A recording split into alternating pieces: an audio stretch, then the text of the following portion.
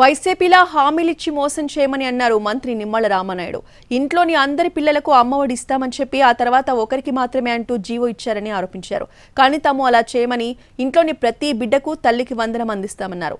ఇంట్లో ఒక్క బిడ్డ ఉంటే 15,000, ఇద్దరు పిల్లలుంటే 30,000, ముగ్గురు పిల్లలుంటే 45,000 చొప్పున తల్లికి వందనం కింద అందిస్తామన్నారు.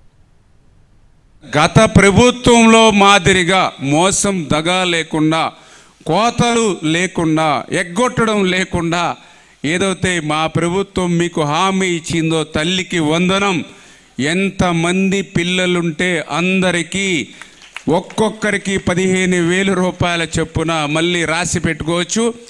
ఏదైతే ఒక్కరుంటే 15,000, ఇద్దరుంటే 30,000, ముగ్గురుంటే 45,000 తల్లికి వందనం కింద ఆంధ్రప్రదేశ్ రాష్ట్రంలో ఇచ్చేటువంటి బాధ్యత తెలుగుదేశం, జనసేన, బీజేపీ, ఎన్డీఏ ప్రభుత్వం తీసుకుంటుందని మరొక్కసారి మీ